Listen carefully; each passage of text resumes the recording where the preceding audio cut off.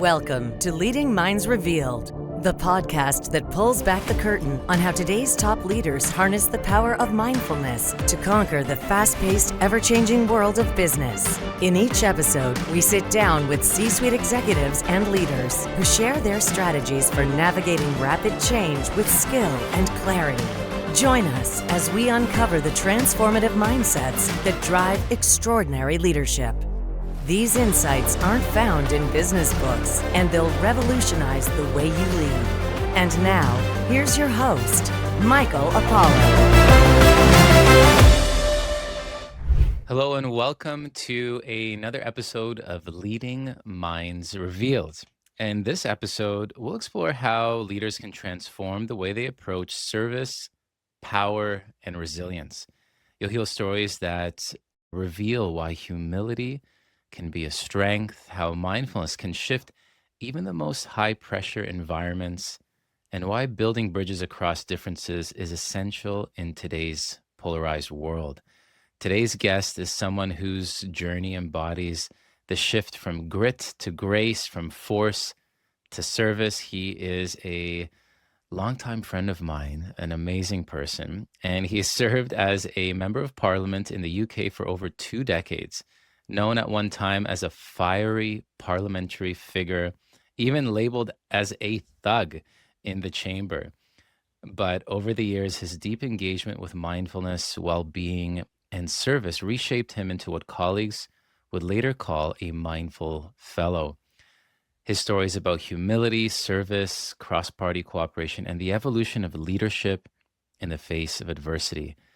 Please welcome my dear friend, the Honorable Chris Ruane, to the show. Welcome, Chris. So lovely to have you here. Yeah, welcome to you, Michael. And while you're handing out those plaudits, I very applauded to you for the great work that you've done in Canada and around the world in your leadership role in mindfulness. You're a great man doing great things. I'll take it. And it's wonderful to have you here. And before we dive in, I think I heard you were just outside for a few moments. How are you doing?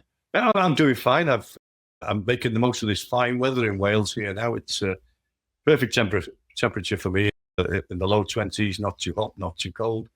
I can get out and do work in nature, in my garden, in gardens I tend around the town, without getting too hot and sweaty. But it's also nice to counterbalance that with some intellectual rigor being questioned by one of the most foremost mindfulness advocates in Canada, indeed around the world. I'm looking forward to it. Awesome. I'd love to start by asking, from being in a position of power and influence, what does power mean to you? And how has your relationship with leadership evolved over time?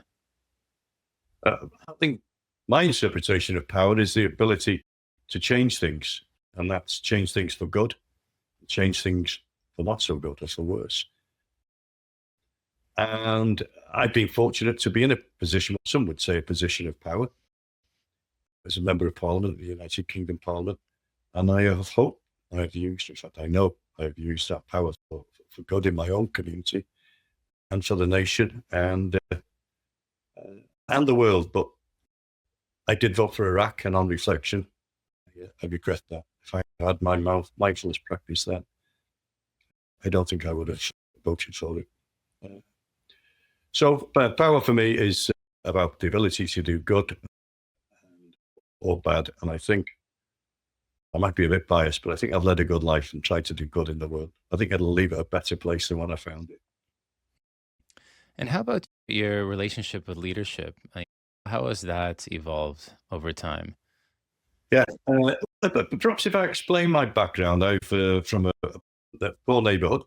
My father was an Irish road worker. My mother was a cleaner and a dinner lady. My family on both sides, I'm British, Welsh, Irish extraction. My family on both sides were never rich.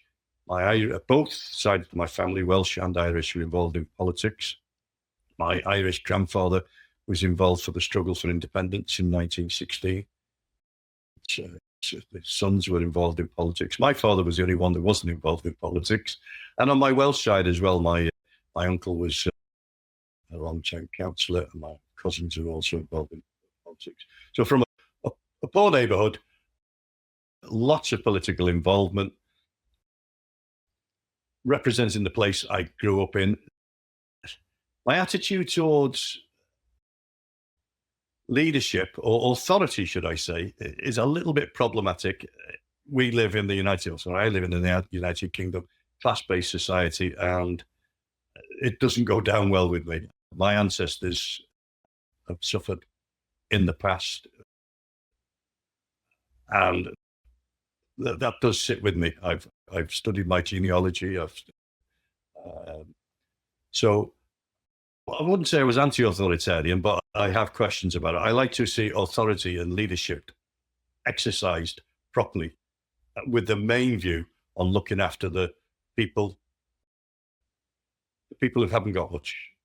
And I think I have a good Samaritan way of looking at leadership. You are there to serve. There has to be the intention to serve. So that's my background, and that's the outlook, my own local outlook and my world outlook, really. Power leadership is about serving for the betterment of humanity. And those who put themselves in positions of power for their own purpose, for their own benefit, are not ones I would show too much respect for. It's really interesting.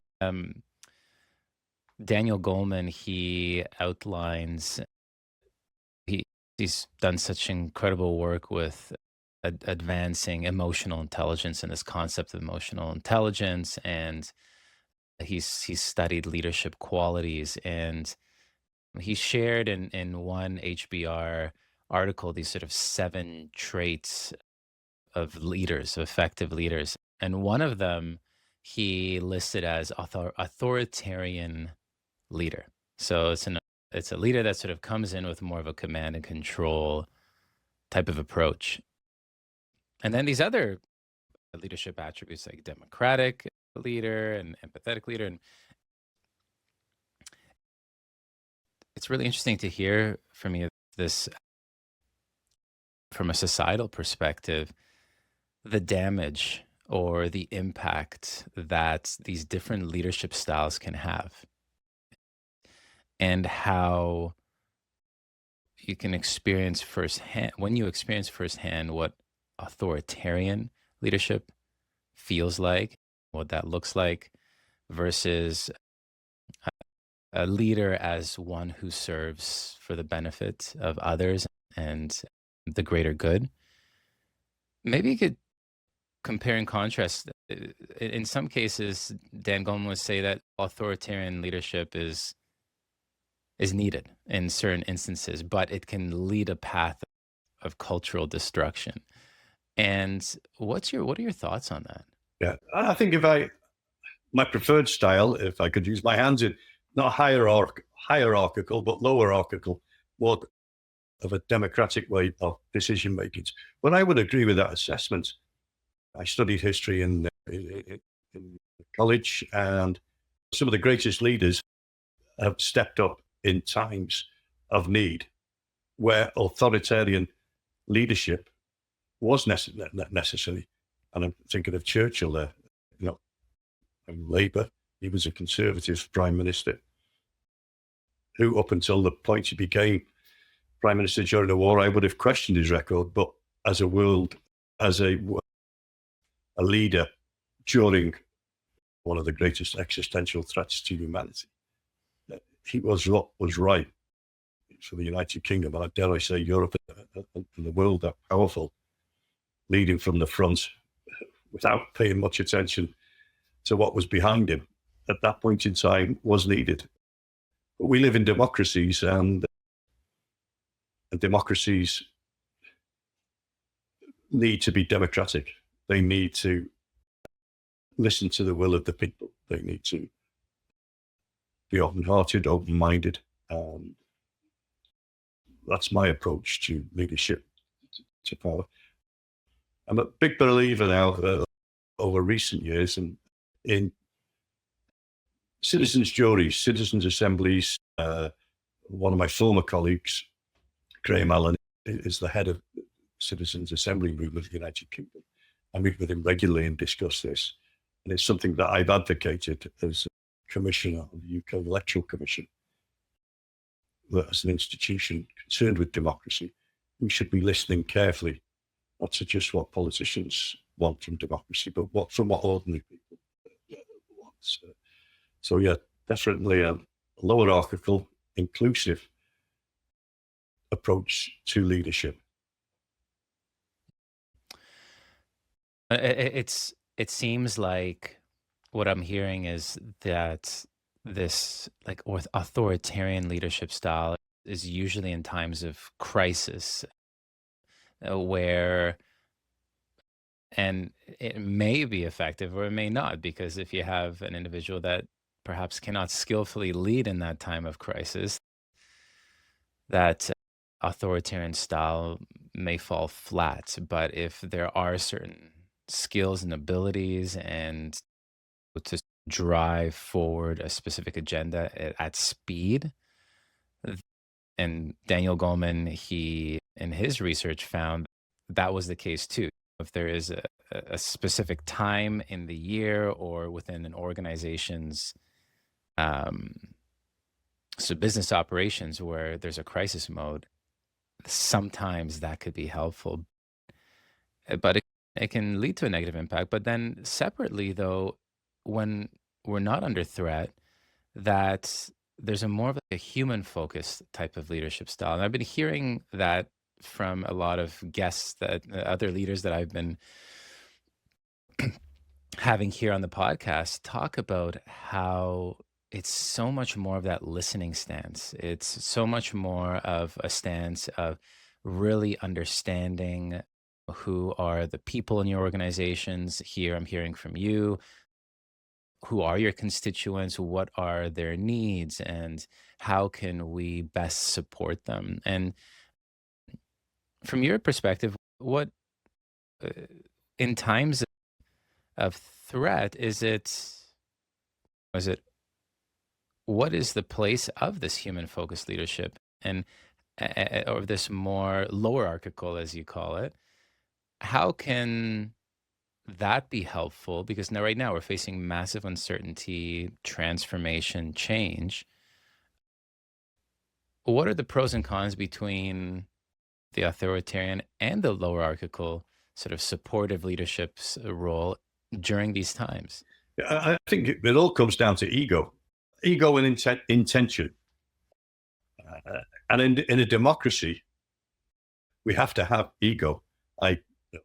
Politicians in this country stand for election every 4 or 5 years.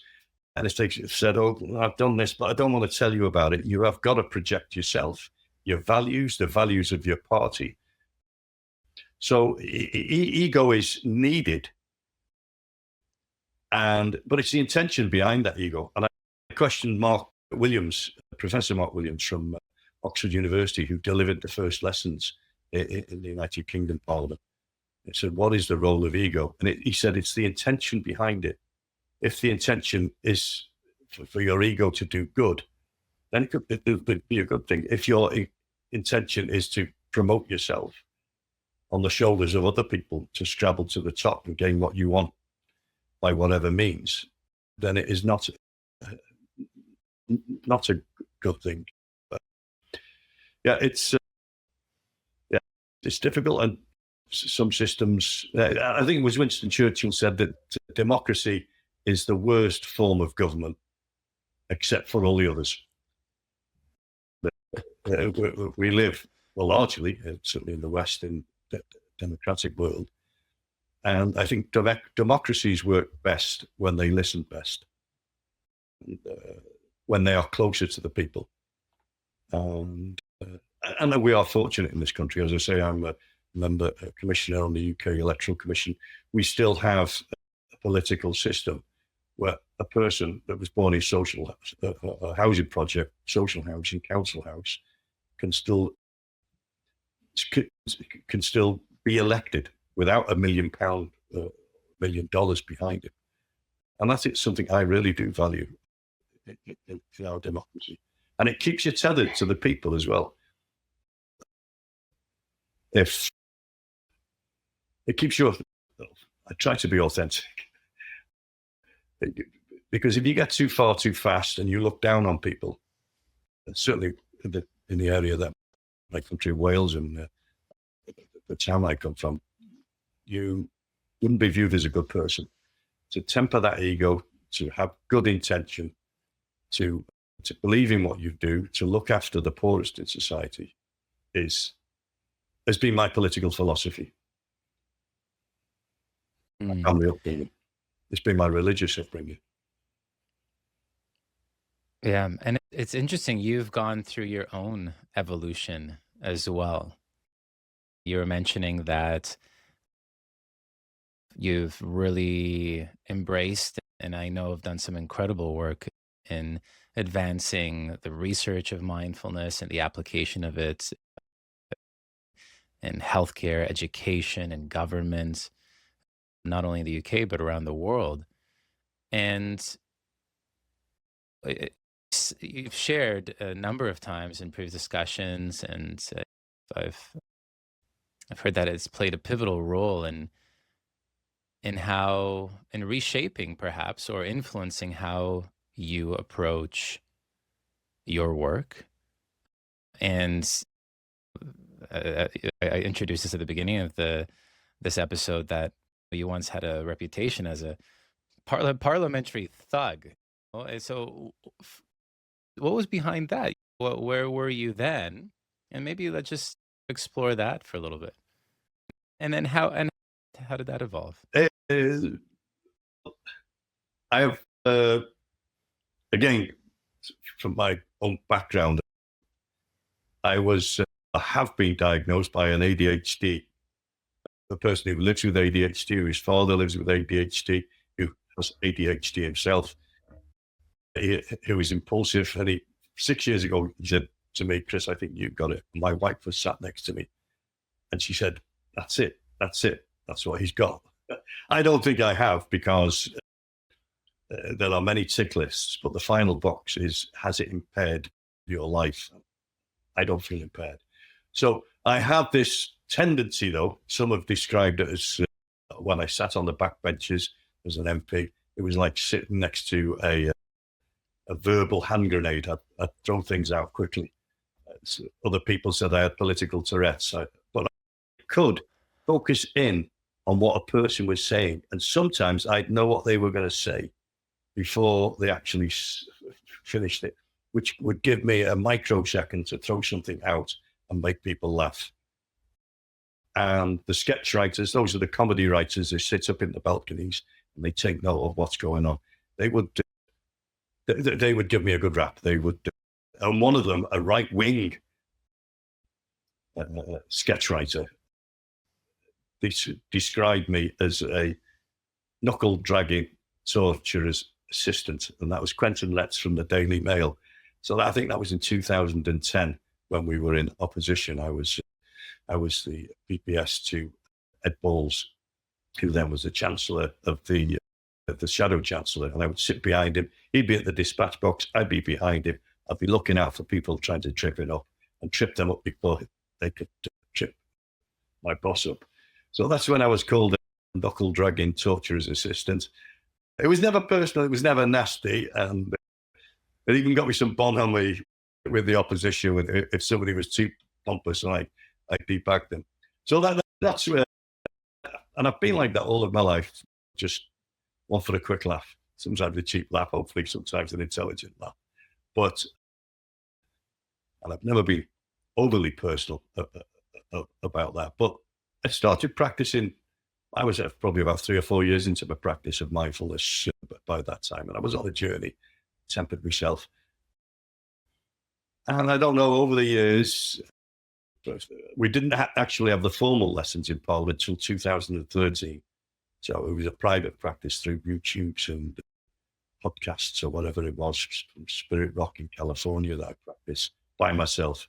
But once a more structured approach was given through Oxford University, who delivered the lessons in Parliament, there was a deeper mindfulness that I started to feel. And I was sitting down in a room with members of the opposing party, in fact, members of all parties in the House of Commons and in the House of Lords, male and female, from different religions and none, different political parties. We left our politics at the door and sat and meditated, and then had the discussions afterwards and the insights that we'd learned. So it was a slow and long journey, but by 2000, I think it was January 2019, it may have been 18, I was asking a question to the Prime Minister, Theresa May, at the time. And I wasn't trying to trip her up. I gave her the question the night before on the Tuesday night to the Wednesday session. So this is a question I'm going to ask. It was about our Mindful Nation report. I gave her a copy of the Mindful Nation report. And I asked the question, and it was quite insightful, because when she answered, she said that her secretary, who accompanies her to advice surgeries in a constituency, were sat opposite a constituent that had come to lobby her about mindfulness. And her assistant said, "Oh, I've been on the Parliamentary mindfulness scheme." And so she was quite effusive about mindfulness. She paid respect to our Mindful Nation document. It was I thought, a good question and a great answer. And Speaker Burko, and I'm not sure if your people watching this will know Speaker Burko, but he's quite a chirpy character himself. He always wants the last word. My question was asked, the answer was given, it was all finished. We should have gone on to the next question. He pops up from the Speaker's chair. He said, "The right honourable gentleman is indeed a mindful fellow," which was not always the case. And that was coming from a person who wasn't very mindful himself in his younger days. So I think he'd watched my trajectory. I came in the same year as him, 1997. He'd watched my trajectory from political thug into a mindful fellow, and felt that at that point in time, in the middle of Prime Minister's questions, he popped up like a jack in the box and gave this comment, which I'm eternally grateful for. What do they call it in business when you do that? Is it 360? When you ask people all around you what's good about this person, or what needs to be improved. So I felt there was a little bit of 360 there. And other people have said they've noticed. Some people don't think it was a good thing. Some say, "Chris, you've lost your spark." Well, I don't think I have. I've got that spark, but it's a more well-directed spark. It's not so combustible. But I've still got my passion for the things I campaigned on in Parliament, which was electoral registration, well-being, and my constituency. And I'm following those three passions outside of Parliament in that one-page ready position now. So I think I've still got my spark. I've been on the journey, and I think I've come out as a better person. Yeah, it's really interesting.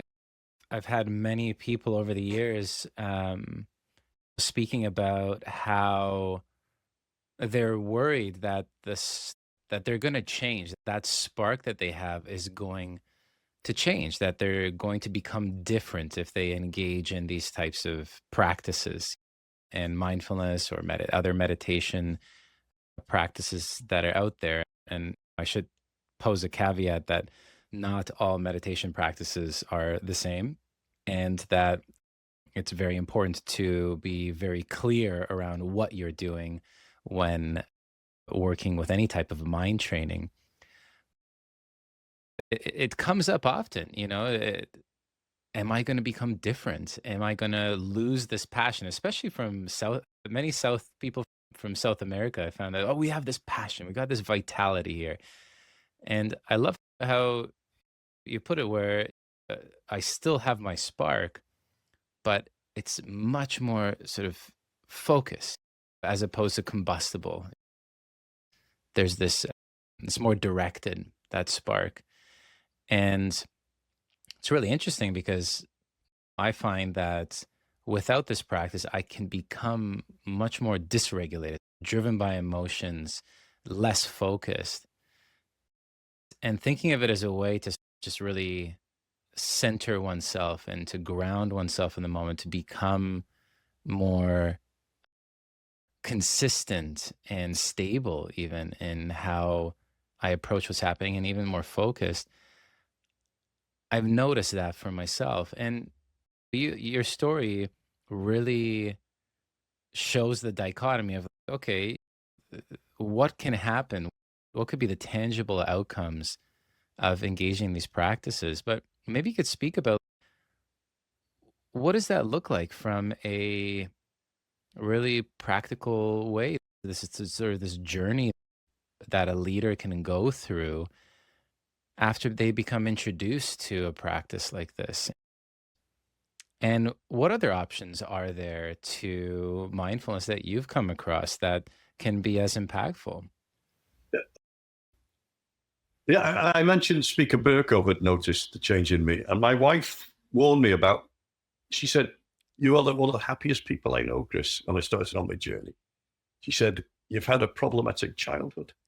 If you go digging, you might not like what you find." So she was wary. She studied psychology as a degree. She's now a trained counsellor. She brought up 2 kids. So she said, "Be wary, be careful." But I've been on the journey now for 17 years. And I think I've never actually asked her. I'm assuming. I think she thinks I'm a better person. She better think that anyway. Because one of the things that brought me into politics was anger. What I thought was righteous anger, but sometimes it was over righteous anger.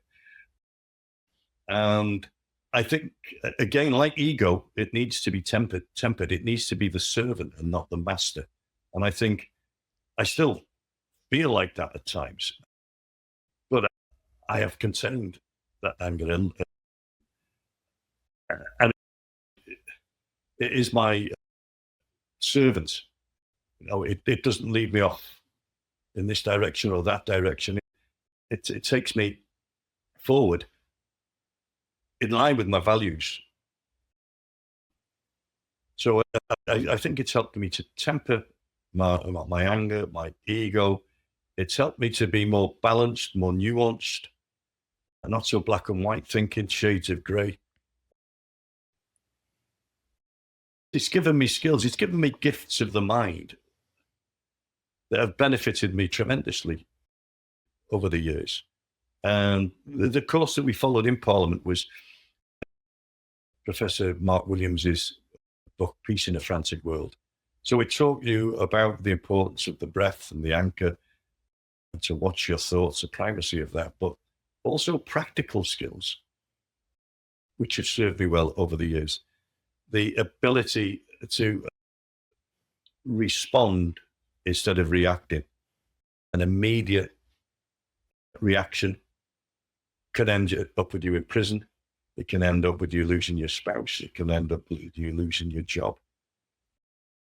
I still have that little bit of that kind of outspokenness, but it's helped me to temper that. It's helped me to introduce that 1 or 2 seconds or even half a second that can make the difference between a reaction and a response. It's taught me about the importance of nourishment and depletion, that when you're in a high-pressure job, and if you're in balance, that's fine. But when you're at a bit of extra pressure, you start to go down and you ditch the things that balance you and you take on the things that deplete you and you go down and down to burnout. I try to keep myself at the top there in a position of balance. It's taught me about gratitude. Gratitude for me. And I was born, raised, and still practice my Catholicism. And I think and it's not just in formal religions around the world, but indigenous religions, the ability to be grateful gives you perspective. So it's one of the great skills that I think it's taught me now, because I have a chance to reflect this. Politicians are great finger pointers. I call it my hypocrisyometer. When I start to point this, or more in politics, when I started to point the finger at politicians opposite, quite often it would come back to me and hit me between the eyes. Chris, don't point that finger because you said that 5 years ago. You did that 10 years ago, and it can hold you back. It's something about silence. And I think that was the original reason because I couldn't figure. I didn't come to mindfulness from stress. I didn't want to improve my performance. And when I reflect back now, I think it was silence. Blaise Pascal, the French mathematician and philosopher, said, and I paraphrase because I can never get it all right, most of the badness that has come to humanity is because individuals can't sit in a room by themselves. And I think that's one of the great gifts of the mind that I have received from mindfulness over the years. So yeah, it's changed me in dramatic ways and not so dramatic ways. It's been a long journey, and I'm still on that journey. I go to bed at 9. I get up at 5. I sit here in the winter. It's in my front room. There's a log fire. In the summer, I go to the conservatory. For 3 hours, I'm by myself. I meditate. I go for a walk around the garden in the summer with a cup of tea. I notice things. I do mindful movement. And I read spiritual books. I read poetry. And they call it the golden hours. And to me, there's probably platinum hours that they're fantastic. And that 3 hours to stay calibrated, to stay balanced, sets me up for the day. Yeah. Thank you so much for sharing that. I always find it such a helpful reminder for me to remember how important those practices in terms of nourishing ourselves are, especially if we are in high pressure situations where there is massive transformation, change, uncertainty. And as a leader myself, constant new initiatives, projects, strategy is changing. There's organizational realities, operational realities, and pressures, people pressures. If I don't take care of myself, it's a ripple effect. And I think that downward spiral, when things become more and more intense, we start getting rid of those things that nourish us and take on more of these things that perhaps can deplete us, and to the point of burnout. And then people go through a massive reset. I've had those. I've had a number of those. And it's really interesting, the political system, being in a leadership role in politics, my hat goes off to what you and other politicians have to endure, because you go through these cycles where you almost have to, in a sense, reestablish yourself in a leadership position, and your position can be completely taken away, and then you can come right back in. And I know that and then it's taken away, and you need to be ready for that. And I know that has happened for you, right? Just like all other politicians. With so many people now and so many leaders facing uncertainty and transformation and massive change, especially with this, as technology, geopolitical shifts are happening, et cetera. How has mindfulness supported you during these moments of uncertainty and loss? How can it practically support people through this time, and how has it supported you? As I say, doing a structured course with Peace in the Frantic World, with those 8 lessons on breaking habits, gratitude, nourishment, depletion, reaction, and response. Those were gifts that were given to me that I practiced. And when I lost my seat twice in 4 years, in 2015 and in 2019. People had spoken. We live in a democracy. So, and when I look back at those gifts I had been given, some stood out more than others. And gratitude was the first thing I reached for. It was an unexpected loss. In 2015, 15, I think Labour only lost 8 seats. And I was one of them because the Welsh government, Welsh MP, go to close down a mother and baby unit. They didn't do it in the end, but I think that was a primary reason I lost my seat. 2019, I knew I was going to lose. So this was 2015 was more of a shock for me. But the first thing I reached for was my gratitude diary to say, Chris, you've lost your job. 1 minute you can question ministers, prime ministers, you can write on parliamentary headed note paper, get answers, get actions. The next minute you're unemployed. You've gone from up here to down there. But then I reached for my gratitude diary. The positives I've got: a loving family, a loving community, a financial security, health, interests. Dennis Healy, a great Labour veteran, said an MP must have a hinterland. They must have something beyond politics. So when politics goes, there's something to rely on. And I have developed the hinterland. You've got well-being, electoral administration, so on. Yeah, it was a big shock, especially in 2015. Gratitude helped me to rebalance. And there were other gifts as well.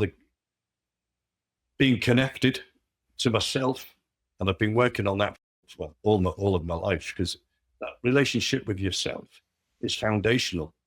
It's what all of the relationships with your spouse, with your children, friends, with your family, with your community, with the planet, dare I say, with the universe.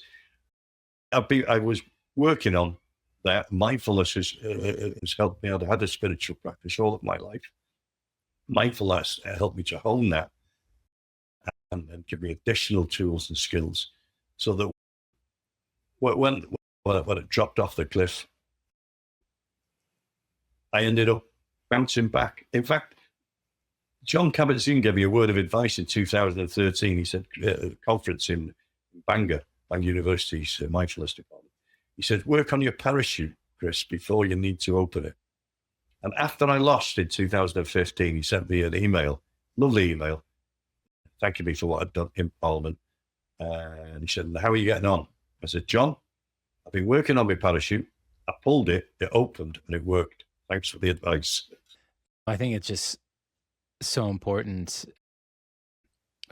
from a resilience perspective for other leaders to understand that we need to work on that parachute, and we need to be able to pack it. You need to know that you have a parachute. You need to understand how it works, and that acts as a supportive tool when everything changes and we're dealing with more and more change than ever right now. The research is pointing to that, more information than we've had to deal with ever before. I think there's a statistic that in the span of a month, we are generating more information than historically has ever been created, or coming to that point in time, especially right now with AI. And that feeling of overwhelm and these moments of being completely rocked by situations and changes, I think are becoming more and more commonplace. I think there's more opportunity to have these life-altering experiences. And if we don't have that parachute to pull in those times, we're setting ourselves up for a really interesting ride. When you think about resilience from a leadership perspective, what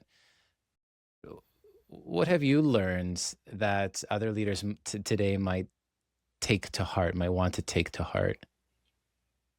About resilience, or why didn't that? About resilience, yeah. About resilience, I think you've got to work at it. Like John said in that pithy comment, you've got to. Some people are born with it.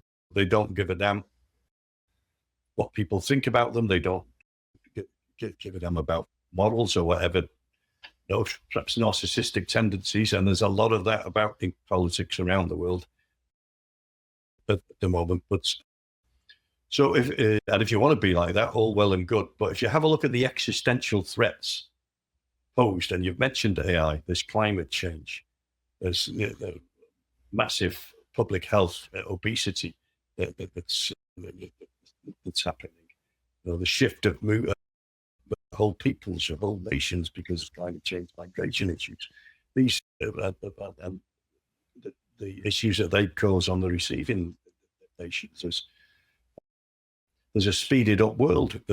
So you got all of these threats on mankind. So it's not just about pulling the parachute in case one of those affects you personally, but in positions of leadership, we need people who can deal with those threats from a centered position, from a position of stability and equanimity and balance, not with people whose minds are going flip-flopping backwards and forwards.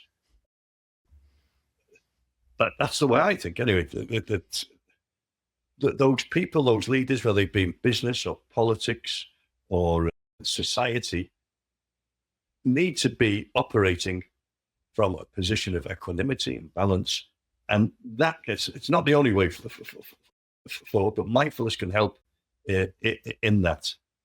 And Jack Cornfield came to Parliament, I think it was 2018 when I got back in, 2017 to 19, I was back in Parliament, and he came and he did a lovely exercise. We sat in an oak-panelled select committee room, about 20 MPs there together, and he stilled us.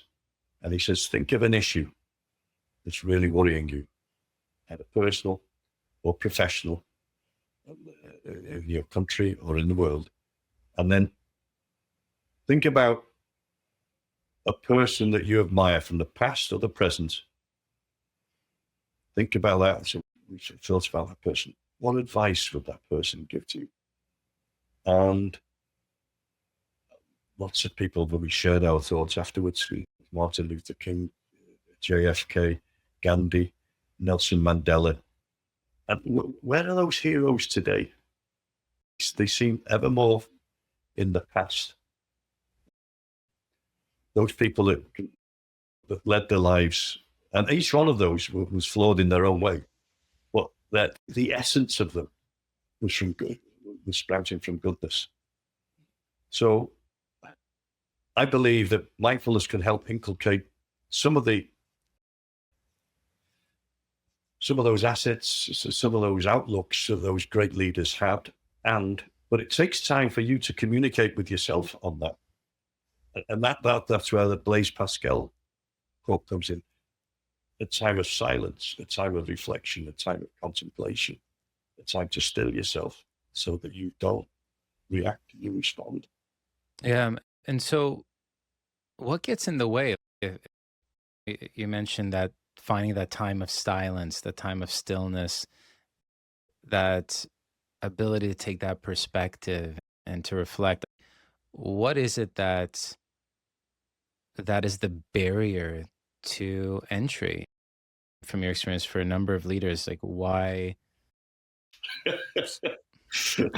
Life gets in the way. You have commitments, you have overcommitments. It's as a politician, I had politicians today in the United Kingdom have 75,000 bosses, 75,000 constituents who vote for them every 4 or 5 years. They have commitments to their wife or their spouse and their child. They have commitments to their constituency. They have commitments to the country. They have commitments to the planet. And quite often, they're not always aligned. And they're pulling and tugging in different ways. They're watched over by the media, by the social media. They can be torn apart in the social media pylon. They can be humiliated. So there's all of these pressures, stresses, and strains. And I've seen MPs, like go into the House of Commons quite regularly now with my work for the Electoral Commission, and I can see people are distracted. They can't sit down, they can't sit still. So life gets in the way, but you have got to create that space. I got it here. We produced this book, the Mindfulness Initiative that I work for, produced this book, I think 3 years ago. some great comments from politicians who've been on the course. And one of the comments, I think it was from Lord Alan Howard, says, the mindfulness practice in Parliament creates an oasis. And that's what you need in life. If you can get it in group form, I think that's fantastic. But you also need it in personal form of Blaise Pascal, that period of stillness, of silence. Yeah, that's the conundrum. Life gets in the way and puts the pressure on where you have no space. But if you create that space, you can reduce those problems, whether they be personal or political or professional. And it's the creating of that space. And that's why it's only over the past 4 or 5 years I've been getting up at 5 o'clock in the morning to soak up those golden hours. Yeah, it's really interesting. The level of distraction that we face in our lives with all these different stakeholders that we are beholden to, it's that self-fulfilling prophecy. Like, that pressure just grows because then we create more pressure upon ourselves because we're taking on more, and we feel that we have to complete all that, but it's a never-ending cycle because it only builds. And it feels so counterintuitive to think, wow, that I need to slow down and I need to still myself so that I can actually be able to see all this clearly and to be able to approach it skillfully, as opposed to just getting through it, because that can just feel like what needs to be done. And yet, when we do take that moment to still ourselves and to practice that awareness and really harmonize all these things that we're holding, that we can actually tend to it in a more skillful type of way. And some people go through that and they go on a mindfulness course, and some people, because of burnout, come to mindfulness, and they go on it, and it can be completely life-changing. They're asking the basic questions. There's that saying that I think there was an American that came up with it. We are conditioned. Our education system is conditioned to, we are pegs, cogs in the economic wheel. We leave, we study until we get to university. We get out there and we get on that treadmill. And the same was, I think we spend money we haven't got on goods we don't need to impress people we don't like, because that's the way advertising, social media, peer pressure, society judges us. And mindfulness for some has actually got them off the wheel or slowing down on the wheel. And I think we do need to ask ourselves, if you look at the world's great religions, in the Catholic Church, you have the Angelus at 12 and 6, 2 times a day. You stop and you think. I think in Islam, they pray 5 times a day at set period. They have Ramadan where they can fast, and we have Lent. So there are periods and times for reflection, for pause. The holy days, Friday, I think, Saturday and Sunday for the Abrahamic religions. And it's having those times. And many people, especially in the West, have thrown out all of the spiritual practices, the faith practices. And I can understand why, and I've been tempted myself in the past. Bad things have been done in the name of organized religions. But there is goodness in there as well. And those periods of time for reflection, to ask those basic questions. Why am I on this trip? Why am I behaving like this? Why haven't I attended to this? And again, mindfulness for me has given me those gifts, and I continue to use them. Another thing that comes up quite a bit, and you mentioned that you've had a bit of a challenging upbringing, and uh, a thing that comes up quite often is, this is who I am. I've been wired this way, and it's not going to change. And you mentioned that you went through your own journey. How, like, what are we learning about now around what is possible in that process of maybe dealing with some of the things that we've experienced in our past that may be influencing how we are now? It could be influencing how we communicate with others, how we approach relationships, decisions that we make as leaders, or even in our personal lives. Yeah. Yeah, I mean, I don't want to overcomplicate my. Perhaps I was too negative about my upbringing. I had a loving mother. I had 4 siblings. There were 5 of us. I was a large extended family with 40 odd cousins in Wales and 25 more in Ireland. I was from a community, even though it was poor, everybody was on almost the same level. So you didn't know that you were poor. I didn't know that I was poor until I grew up, because everybody else was in the same boat. And that's giving that sense of connectedness, of community, of family, of ancestors, of place. Those are fantastic skills which overcome the negatives of violence and what have you. So I don't want to paint it too negatively. Yeah, and for me, I think one of the biggest lessons is that it's a journey that we're on.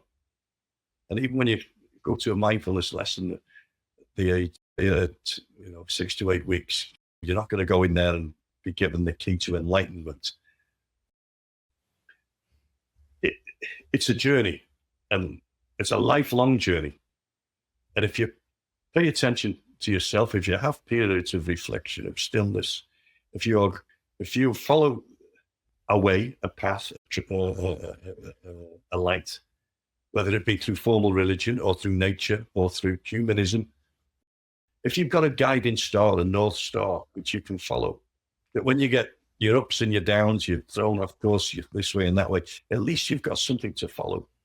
And the tools to follow that which I've outlined before: perspective, gratitude, nourishment, depletion, reaction and response. And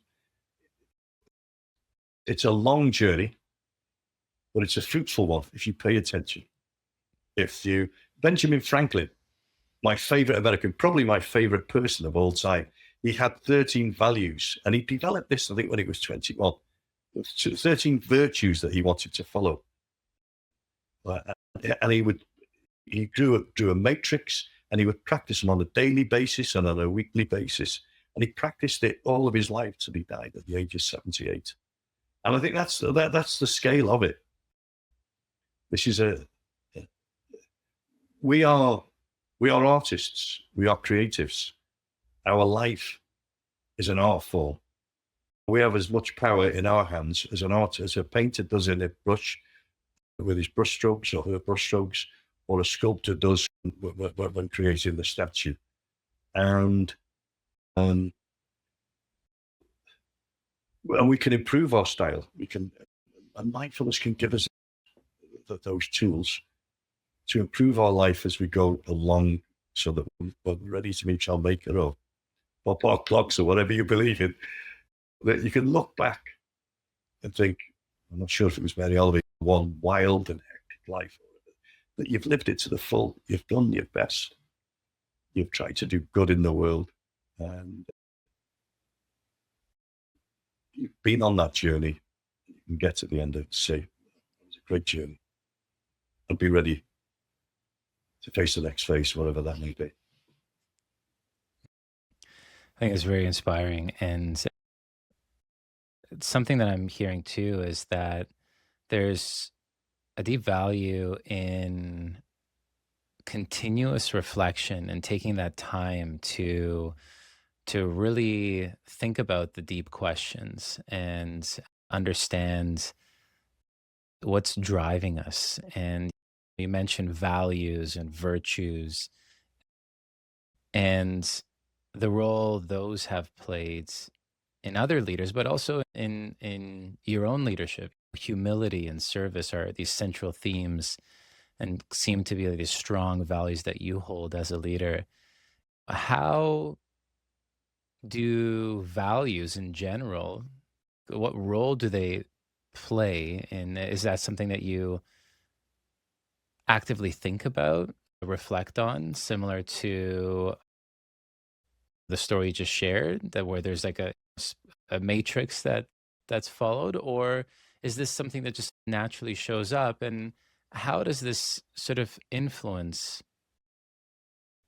your relationships with colleagues and opponents alike, like when you live these values of humility and service? But I think your values come from many varied sources. They come, and I've outlined some before, from your family, from your faith, from your culture, from society, from your peers. And what worries me, and I sound like an old man now because I am an old man, but the things that stabilized me, the positives that I would outline about my family, about my ancestors, my sense of place, my religion, those were good things for me in the main. Well, each one had was problematic, but in the main. When I think of today's world with social media, with advertising, and not just general advertising, but specific advertising, what you click is what you'll be advertised 5 minutes later. So there are all of these pressures. Go this way, go that way. The rise of pornography on social media, distractions. You are what you own. That I think it's very difficult for children and young people today, and all the more reason. This is one of the things I've campaigned on in Parliament and outside of Parliament. But mindfulness is not just important for leaders who hope to make it to the top or who are at the top, but to teach mindfulness in schools from the age of 300. I've even attended a lesson in Bangor University for mindfulness and pregnant mothers. And even the biggest cause of a low birth weight baby below 5 pounds is maternal stress. And whether that be the stress itself on the baby, or the mother taking relief from that stress through alcohol, tobacco, drugs, or whatever. But if we can help the mother remain stable, balanced, if we can help the baby stay stable and balanced through being in a loving relationship, and when they get to school, and when they finish in university, and when they go into those leadership roles, for me, and all the more reason now that certainly in many countries that organized religion is going down, they need something to help them get on that path and not be distracted by social media or advertising. And all of that is going to be put on steroids with the advent of artificial intelligence.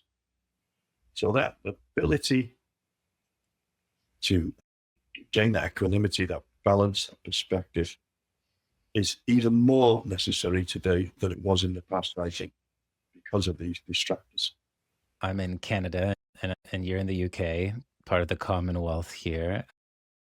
One of the things that is very evident to my neighbors down south in the US is that reality in today's world of just massive polarization. And you mentioned the role of AI and social media and these pressures that it puts on people's minds, especially youth.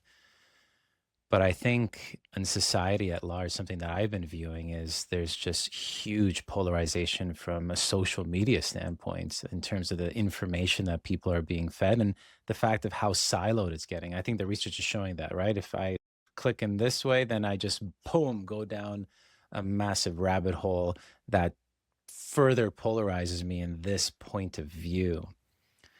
And what lessons can be drawn from your experience in politics in building cross party cooperation, bridging that polarization? Right. And you mentioned the word Commonwealth, and at that, I've got this next to me here. Now, this is the Commonwealth Parliamentary Association. And 69 or 70 odd countries in the Commonwealth, they wrote to all of them, to the parliaments, and said, what have you got in place to help the mental well-being of your legislators? And it's the mental health toolkit for Commonwealth parliamentarians.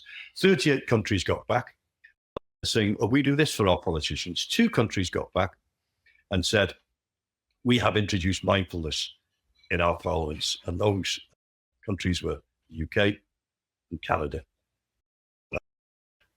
And I'm not saying mindfulness will bring back the age of Aquarius. There'll be peace and love will break out. And on our course in Parliament, 400 politicians, that's from the House of Commons and the House of Lords, and 1,000 members of staff have participated in the course over the past, since 2013, over the past 12 years.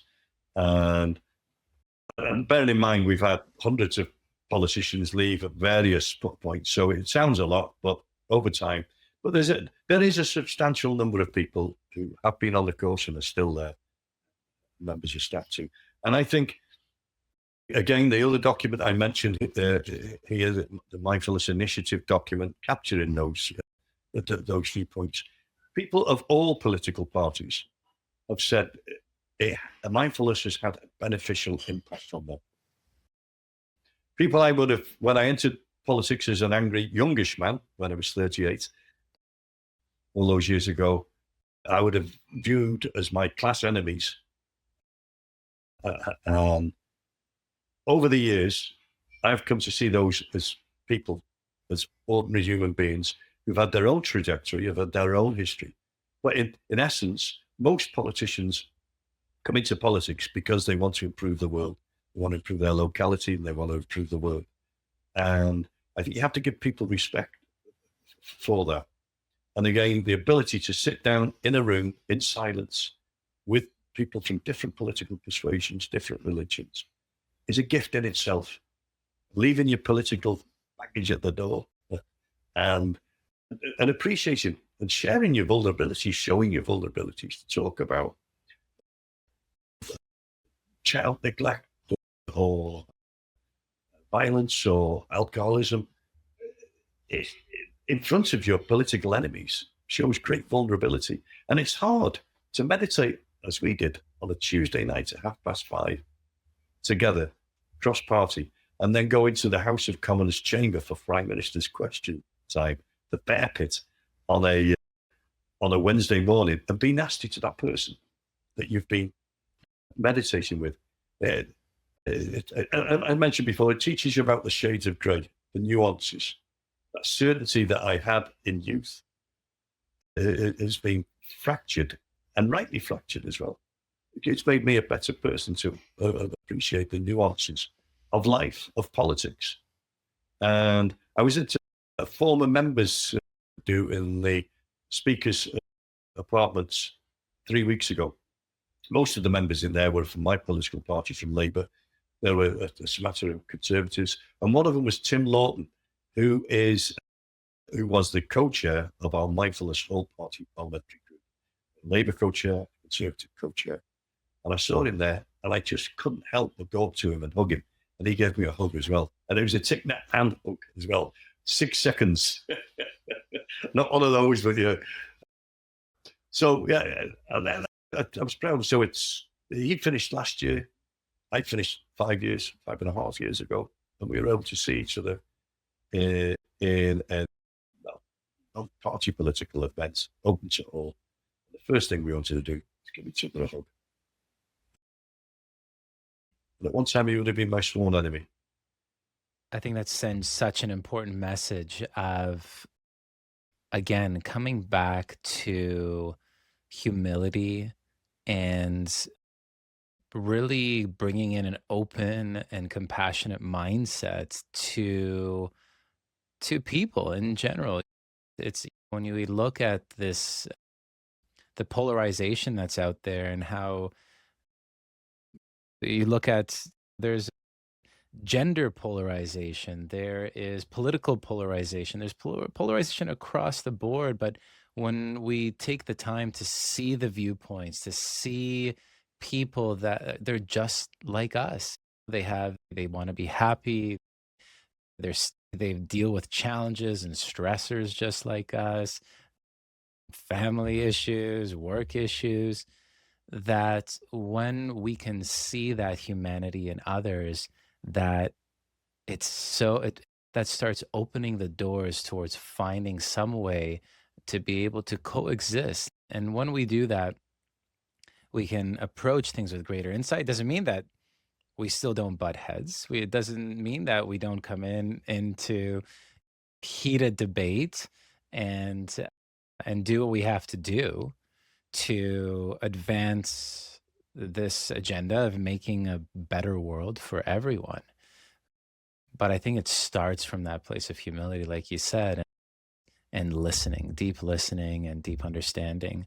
And it needs to be inclusive, because if you're creating an echo chamber, that in of itself creates a big issue. So I think really looking at how do we bridge those divides is so important. I think, I mean, I chair the Mindfulness Initiative. Can I just give a plug for the Mindfulness Initiative? It's a fantastic organization run by part-time chief executive and volunteers. But in my role as chair of the Mindfulness Initiative's global network, I have come across some great best practice at an institutional level. And it is when you get the buy-in from the top people, the speakers, and I'm talking about the Speaker of the Parliament in Ireland, the Speaker of the Parliament of the United Kingdom. I think in Canada too, you've had the support there, and in Australia. Where you've had that support, that's where we've made greatest progress. And I used to be a school teacher for 15 years. Shut down, sit down, be quiet, play nicely, be kind. And I was hearing the same in the House of Commons chamber. Be quiet, order, behave. But those skills can be taught. They can be taught to children, and they can be taught to politicians. And to have the buy-in, to establish formal practice within an institution, whether it be a business or a voluntary sector or a legislature, to have the support right from the top is fantastic. And it's that institutional change that we need. And it's not just in politics. Over the years, I've been to speak at Jaguar Land Rover, HSBC Bank. I spoke to the Kennedy School of Government in Harvard in 2017. I've spoken to the UN twice, the OECD. It's about taking those messages that we do need institutional support. And it's great to see organizations now like the United Nations who are working on mindfulness for diplomacy, for diplomats. Winston Churchill said, jaw, not war. And if we have got diplomats that can listen deeply and not just take back what their leaders want to hear from a country, but to offer a wider perspective, then that will be a good thing, because I think there's another saying that war is the failure of diplomacy. We're living in very fractious times. If our leaders, any leaders watching this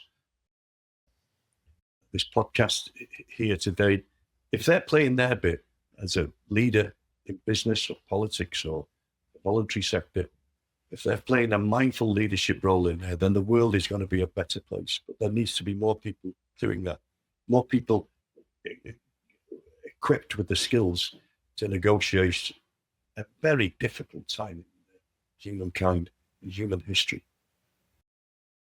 And if you can help the Mindfulness Initiative in any way, like getting our work out. They've got arranging for talks, all well and good. I can put out a big shout out to the Mindfulness Initiative and this incredible work that you've led, Chris. It was thanks to that Mindful Nation UK report and this foundational research and programming that has gone across all governments around the world that allowed us to work with the Canadian Parliament and introduce this to the House of Commons. And like you said, to the Speaker of the House, to the President of the Treasury Board of Canada, to the government whips, to over 60 MPs here being introduced into some really grounded practices, and which we've just explored are so important. And they could not only provide us with the skills that we need to get through the challenges of our day-to-day leadership lives or personal lives, but also can start bridging a conversation that can create greater cooperation towards creating the world that we want to live in. And so definitely check out the Mindfulness Initiative. We'll put a link into this episode to learn more about that. There it is, the Mindful Nation report, and one especially for the workplace. A separate. There you go. There you go. We'll put both of those links. Yeah, and this one was drawn up with the help of Ernst & Young, HSBC, Jaguar Land Rover, GlaxoSmithKline. So 2 great documents from a great organization, which I am proud to volunteer for.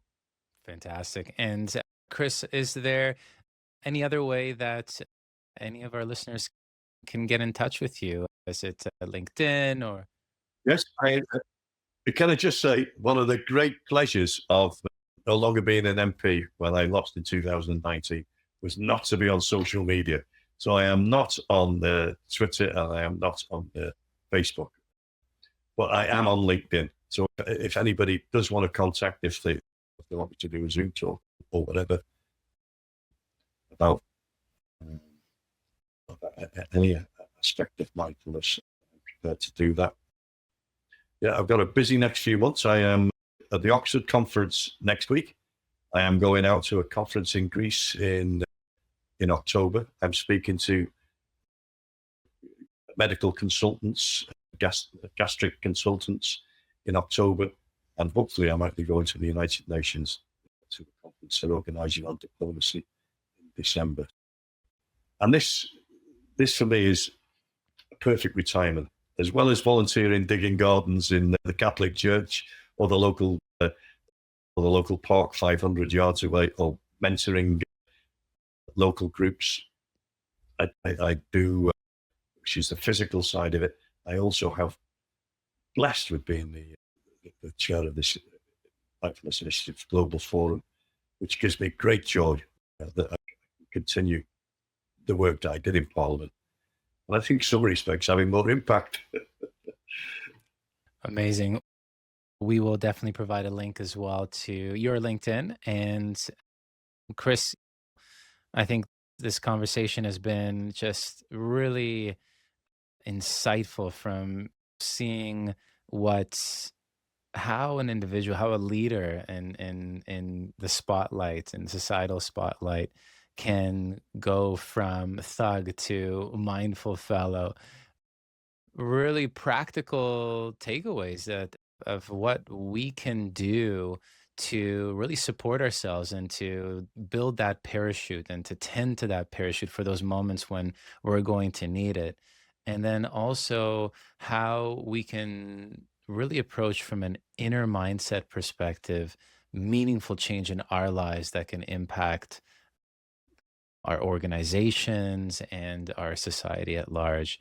And with that, just thank you so much for joining us. You're welcome. Thank you very much, Michael. And thank you to our listeners for joining us in this episode of Leading Minds Revealed. Look forward to seeing you at the next one. Bye. Leading Minds Revealed podcast requires more than a conversation. It takes action, research, and collective wisdom.